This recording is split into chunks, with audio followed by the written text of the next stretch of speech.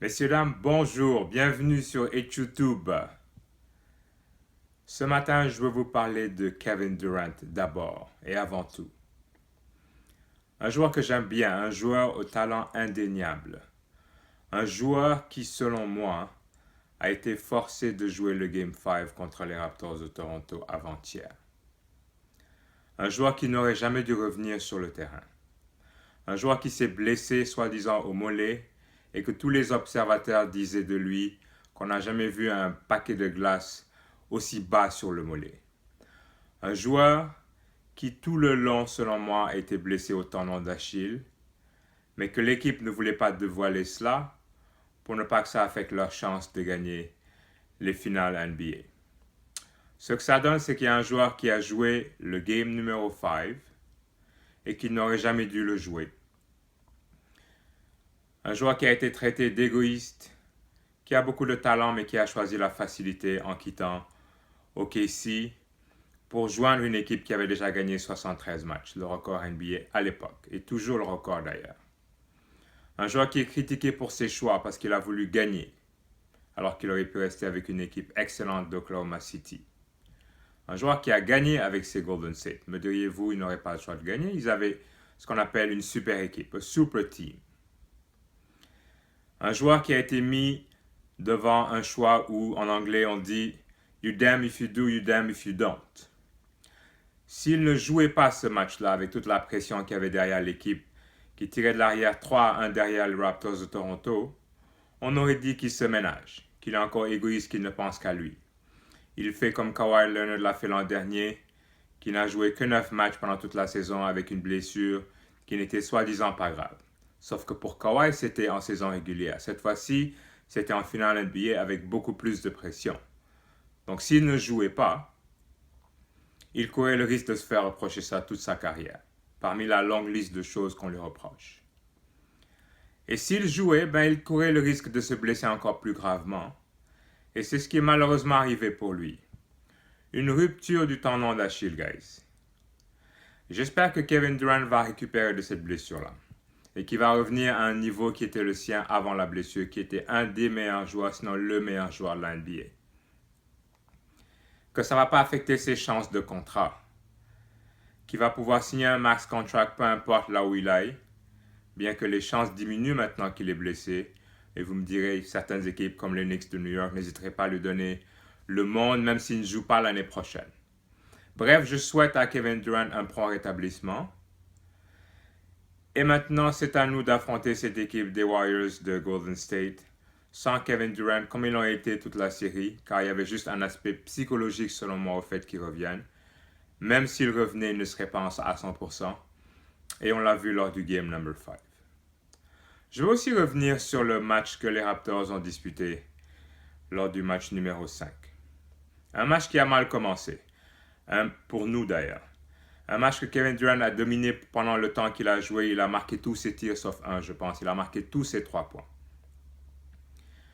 Mais quel était le score quand Kevin Durant est sorti? Je pense qu'on était derrière par 4 ou 5 points. On était toujours within distance. Pour moi, le tournant du match, aussi mal joué que l'on est cette journée-là et aussi bien joué que les Warriors ont joué avec Klay Thompson et Steph Curry, on avait quand même l'avance 6 points avec moins de 3 minutes à faire avant la fin du match et avec la possession de la balle. Et notre entraîneur Nick Nurse a demandé un time-out. Pendant qu'on était en pleine domination, pendant que Kawhi Leonard a porté l'équipe à bout de bras pendant cette période-là. Un time-out qui a brisé les ailes, qui a enlevé le vent des voiles des Raptors de Toronto. Et beaucoup de gens vont défendre Nick Nurse en disant qu'il a pris le time-out pour s'assurer que les bonnes personnes soient dedans. Lui-même a répondu à la question en disant « Je voulais que les joueurs se reposent ». C'est pas quelque chose en quoi je crois. Il reste 3 minutes pour que tu sois sacré NBA. Tu as tout l'été pour te reposer. Je ne peux pas croire que c'est à 3 minutes de la fin qu'on prend un time-out pour que les joueurs se reposent. Ça, c'est la première chose.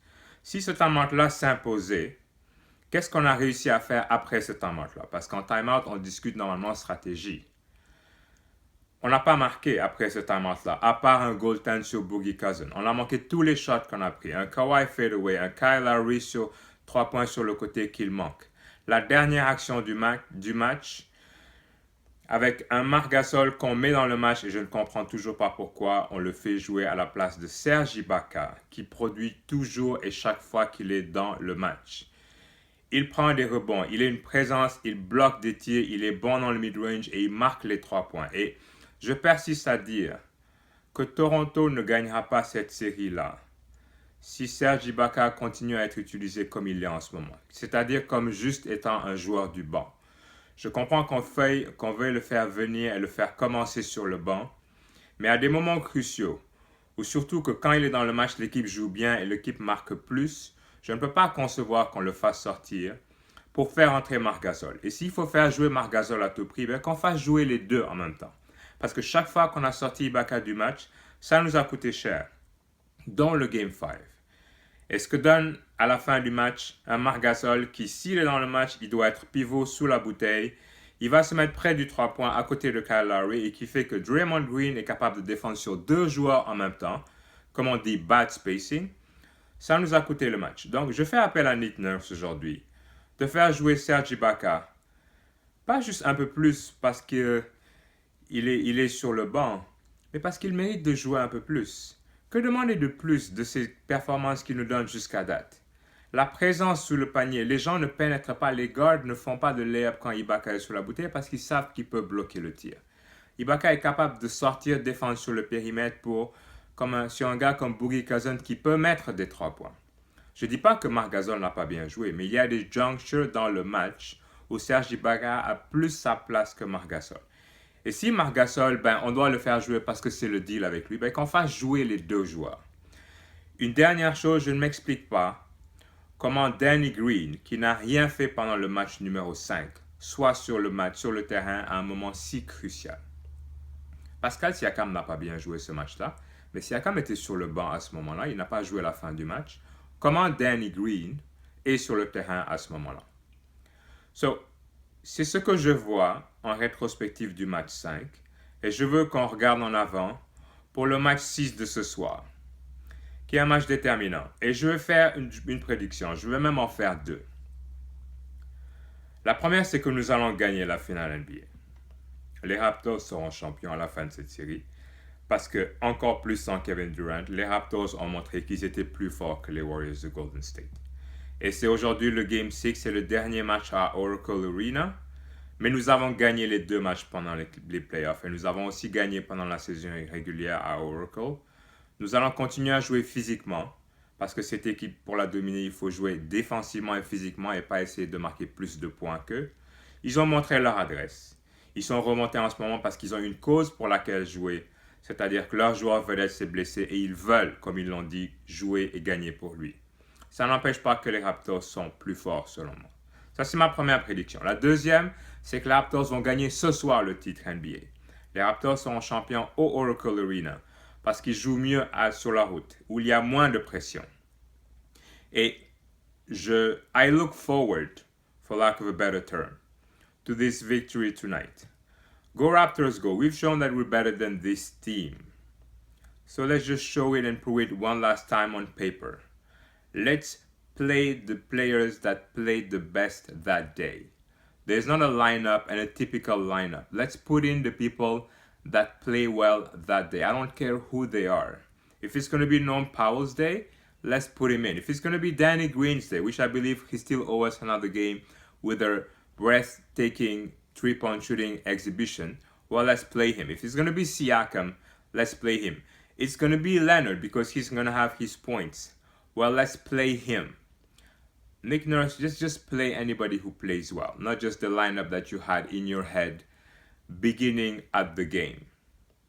Let's adapt to how the game goes. Let's not just be stuck on what we said we were going to do at that point of the game. Let's be agile. Let's be nimble. Let's be flexible. Let's be adaptable to how the game plays and plays out. And we'll come out on top.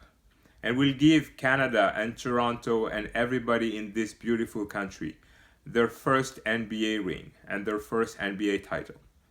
I look forward to tonight's game et je vous donne rendez-vous pour la suite et voir quand la victoire sera torontoise et canadienne.